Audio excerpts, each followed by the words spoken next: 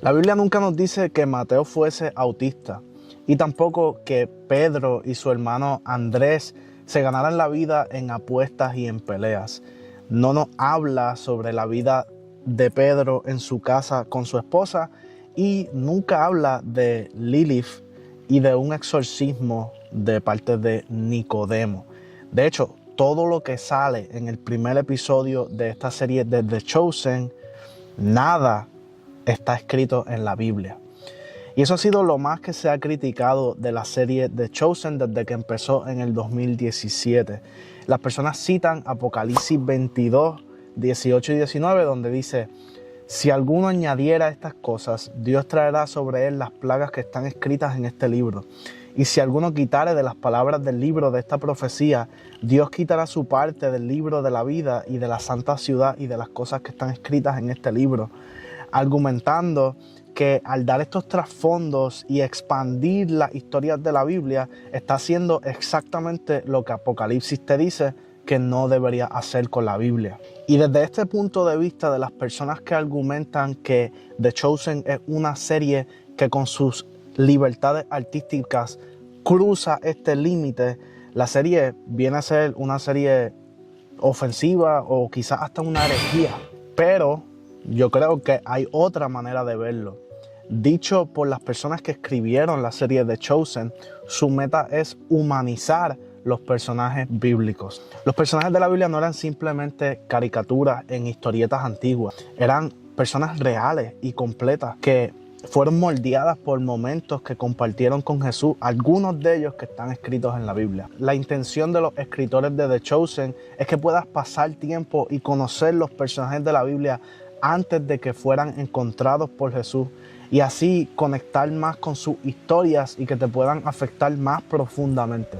The Chosen es una serie que nos presenta a los personajes de la Biblia como nunca antes los habíamos visto, porque vemos las historias de la Biblia desde el punto de vista de las personas que las vivieron, y eso hace que conectemos más con ellas. Y sí, para lograr esto, The Chosen se toma libertades con su guión y añade algunas cosas a las historias de la Biblia. Pero a que no sabía que la mayoría de lo que The Chosen añade en su serie a las historias de la Biblia no sale del vacío o de la imaginación de los escritores de la serie, sino que sale de fuentes históricas y arqueológicas antiguas que nos revelan cómo fue la vida en el primer siglo. El show en su primera temporada contaba con 3 consultores expertos: un sacerdote católico, un rabino judío y un pastor evangélico. El padre David Guffey, el rabí Jason Sobel y el doctor Doug Hoffman, un doctor en teología que también es pastor. Y siendo un estudiante graduado de teología, yo mismo decidí empezar esta serie completa donde vamos a ir episodio por episodio de la serie The Chosen, y yo voy a estar explicándote y descubriendo conmigo todas esas cosas que no sabías que estaban detrás de la serie, de la teología y de la historia. Así que si eso te parece interesante, yo soy Eric Torres y bienvenido a la Hermandad del Camino y del Libro, hermano mío. Vamos a descubrir la teología y la historia detrás de The Chosen. Lilith es una mujer que sueña con los recuerdos de su padre, que les recitaba pasajes bíblicos de esperanza cuando era niña.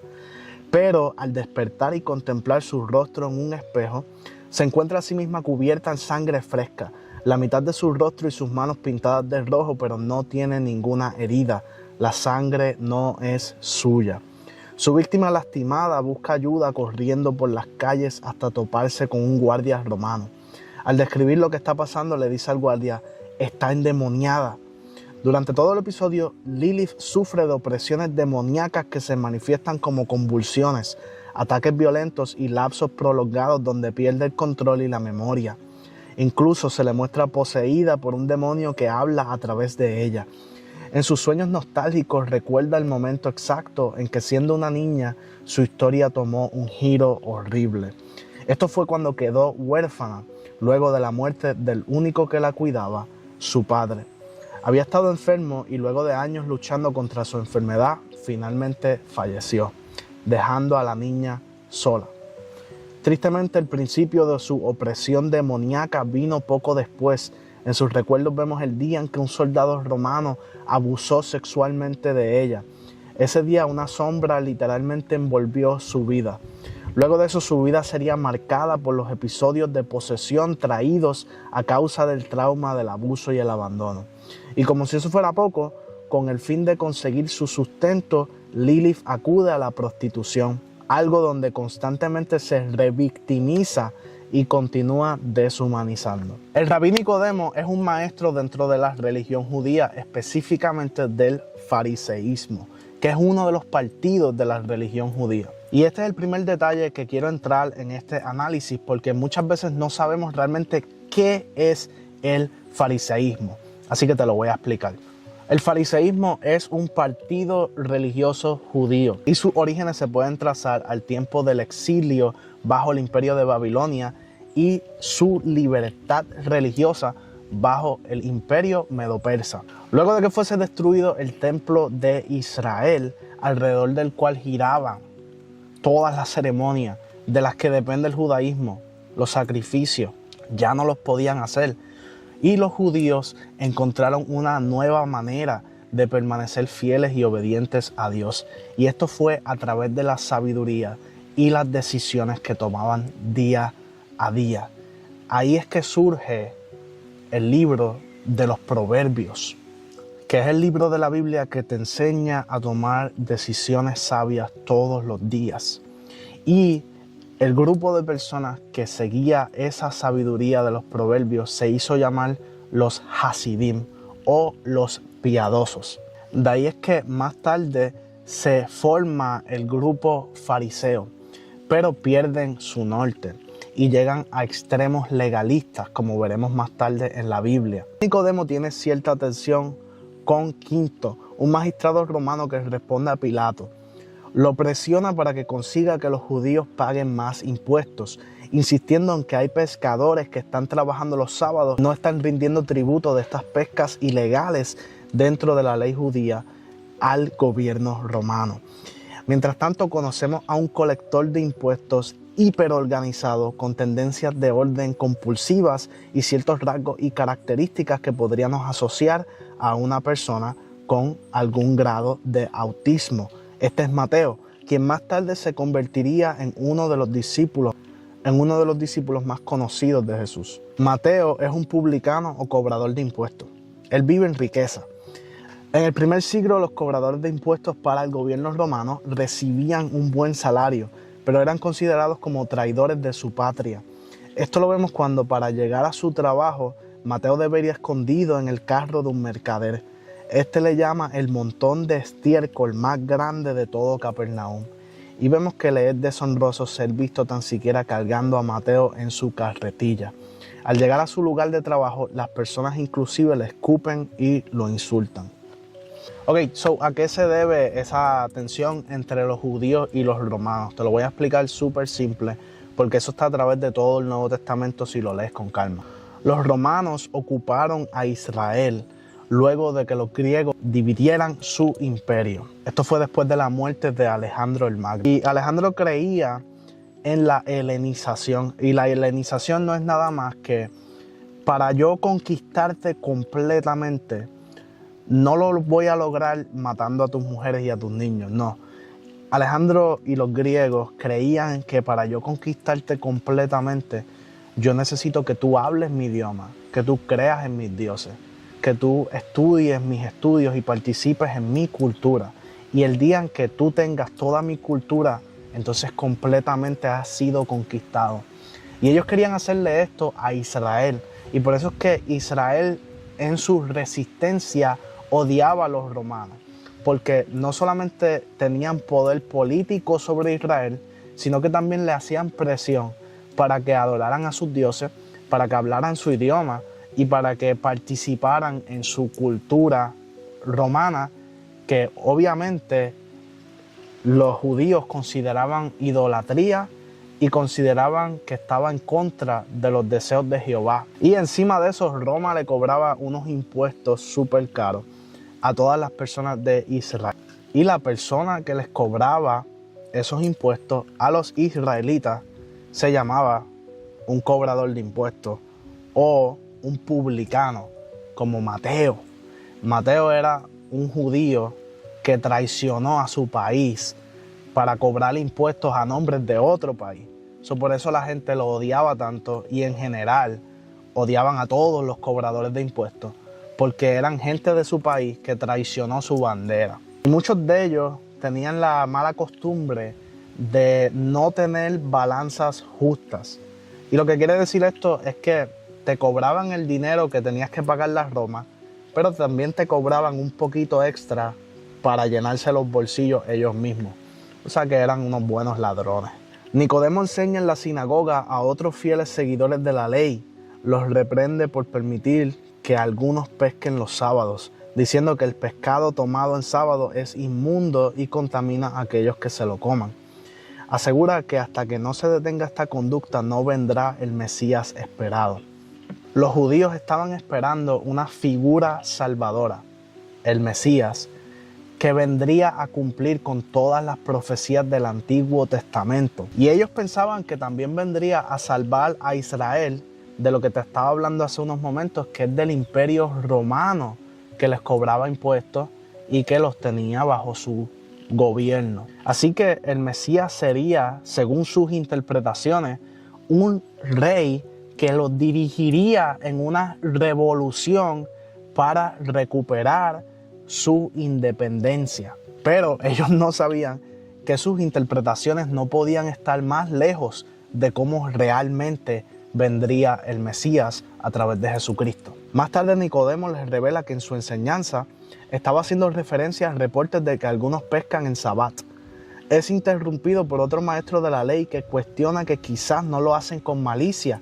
Quizás estos pescadores solo están pescando para poder alimentar sus familias. Y en todo esto nos tenemos que preguntar, ¿cuál es el problema con trabajar un sábado? ¿Por qué tanto show? ¿Por qué era pecado en los tiempos de Jesús trabajar un sábado?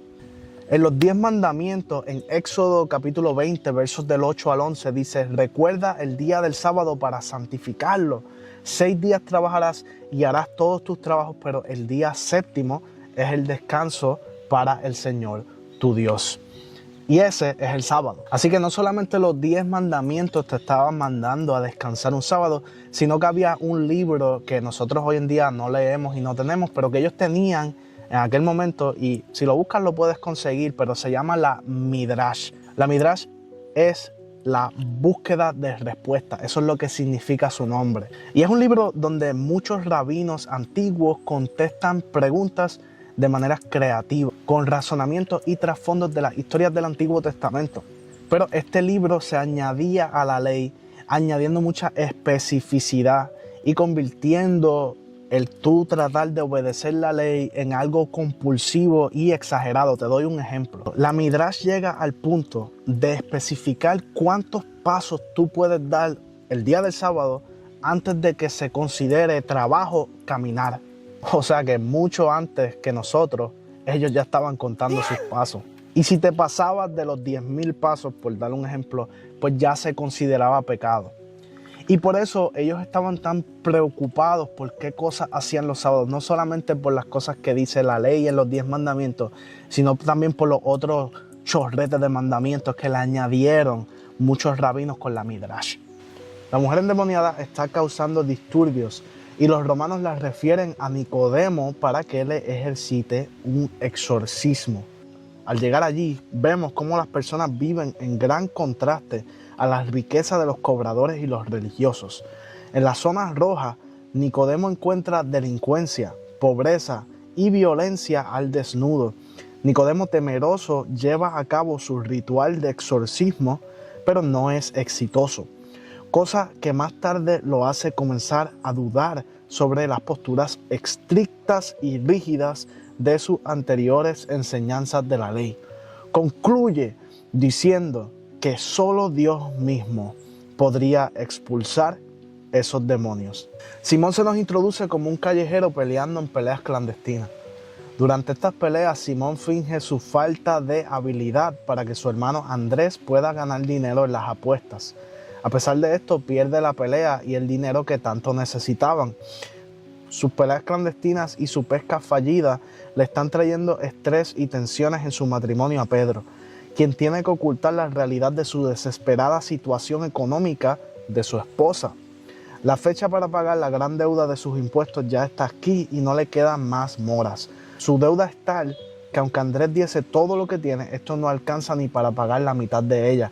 En tan solo unos días, Andrés puede perder su casa y ambos hermanos su bote.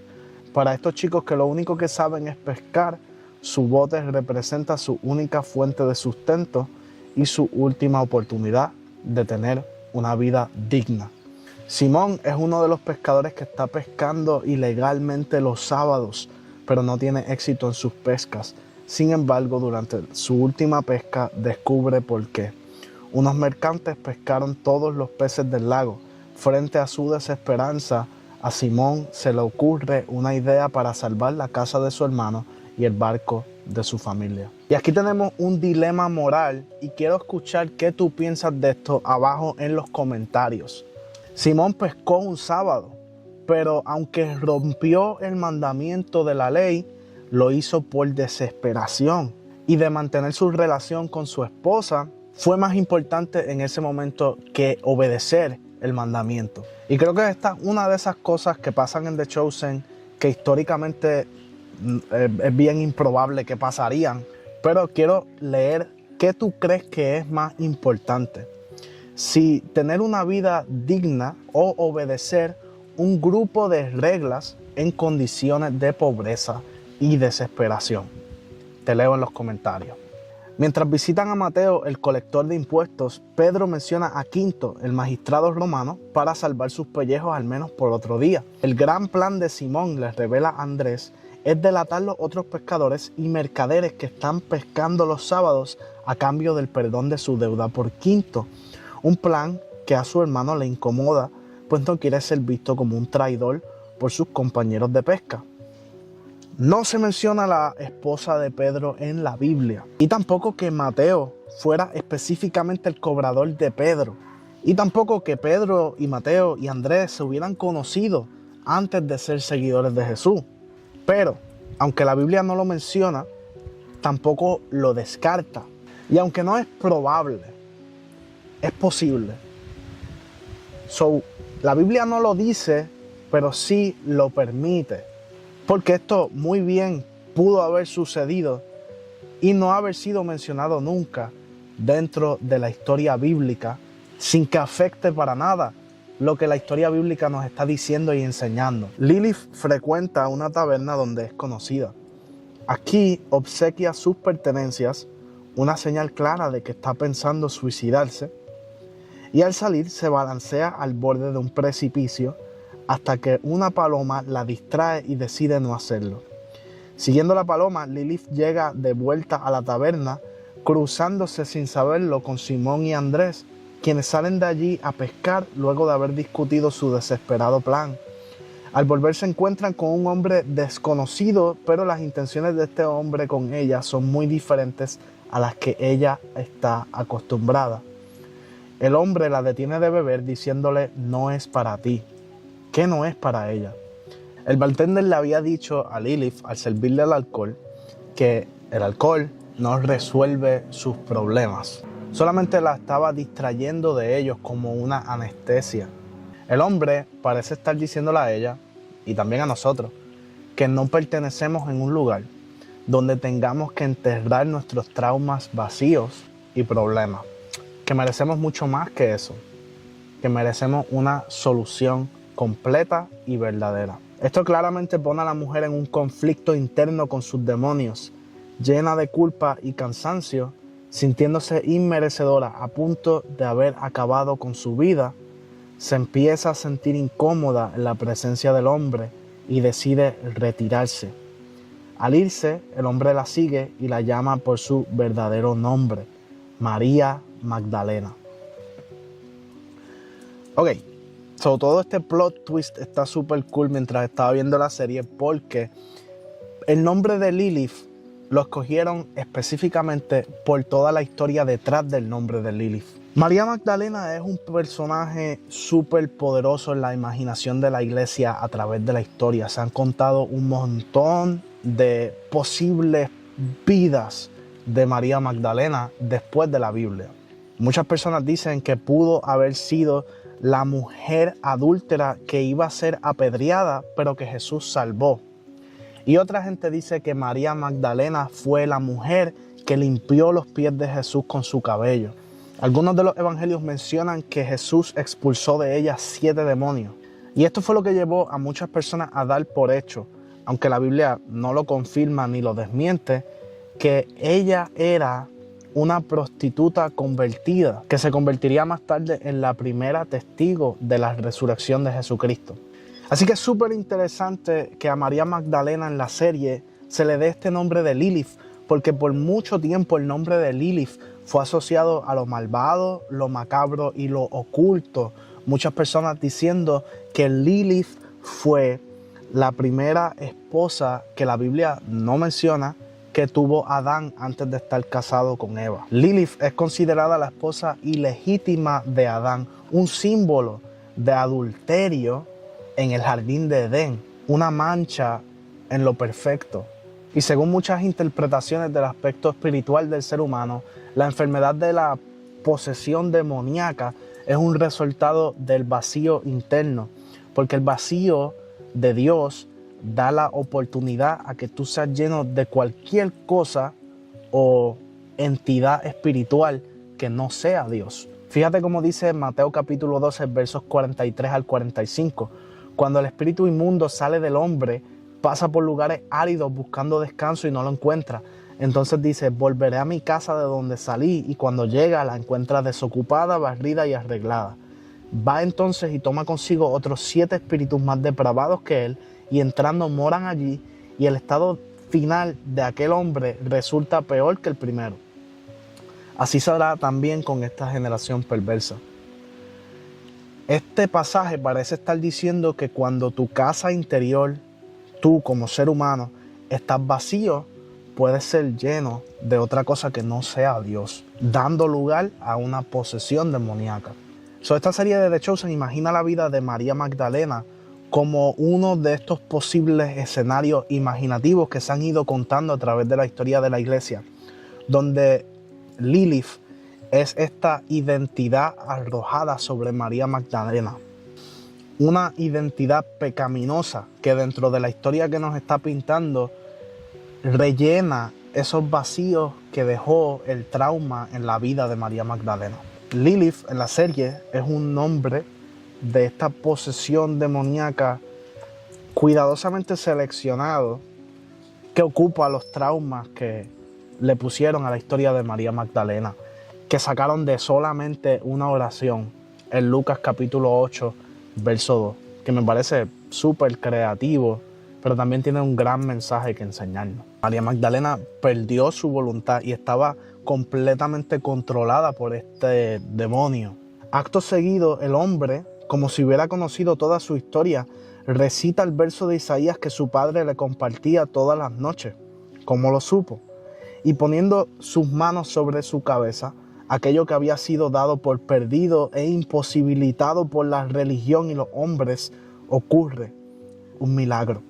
La endemoniada que solo podía ser liberada por Dios mismo, qué irónico, queda finalmente libre de su intensa opresión demoníaca.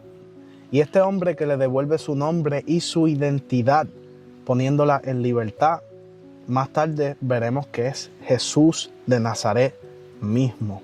Y yo creo que todo este episodio nos habla de cómo Jesús es esa respuesta a los vacíos de nuestros traumas y está buscando llenarnos completamente y devolvernos una verdadera identidad que ha tratado de ser oculta por este Lilith o este manto de pecado. Jesús no solamente echa fuera 7 demonios en este episodio, sino que también retoma lo que le pertenece, algo que ya es suyo, su propiedad, aunque fue abandonado por los religiosos de su época. Aquello que fue dado por perdido, aquello que estaba atado por demonios, es retomado y puesto en libertad por Jesús. Y qué interesante que María Magdalena es la primera testigo de Jesús en la Biblia y que en la serie es el primer milagro por donde empieza la serie. Y más interesante aún es que todo el episodio se trata de Jesús devolviéndole el nombre a María Magdalena. Y el detalle es que en la cultura judía tu nombre no es como ahora simplemente un nombre, sino que en aquel momento conllevaba el significado completo de tu destino. Un nombre marcaba a alguien. Por eso Dios tantas veces en la Biblia le cambió su nombre a Jacob, a Abraham, a Pablo, a Pedro. Lo hizo con muchas personas porque el nombre indicaba destino e identidad. Y Jesús, al cambiarle el nombre a María Magdalena, está cambiando su futuro, como también puede hacer contigo. ¿Qué pensaste de este video? Déjame saber si deberías seguir haciendo esta serie. Comenta aquí abajo cuál fue tu mejor momento, tu momento favorito de este primer episodio. Voy a ir episodio por episodio como un análisis profundo. Y si te gusta aprender de la Biblia, te recomiendo que compres mi libro, Los 10 Mandamientos del Estudio Bíblico. Lo escribí específicamente para que puedas disfrutar más de las historias de la Biblia y que literalmente las puedas entender mucho más fácil, mucho mejor, como te las estoy explicando en estos videos. Es un libro súper sencillo, súper divertido, pero que te va a traer mucho conocimiento. El enlace está en la descripción. Cada vez que compran un libro, me ayudan a hacer más videos como este, me ayudan a seguir con el canal. Sé que llevo tiempo sin hacer videos, pero gracias a todos los que todavía siguen por ahí. Y si esta es tu primera vez viendo uno de mis videos, suscríbete, haz parte de la hermandad del camino y del libro. Compra mi libro, comenta. Nos fuimos. Te veo en el próximo video.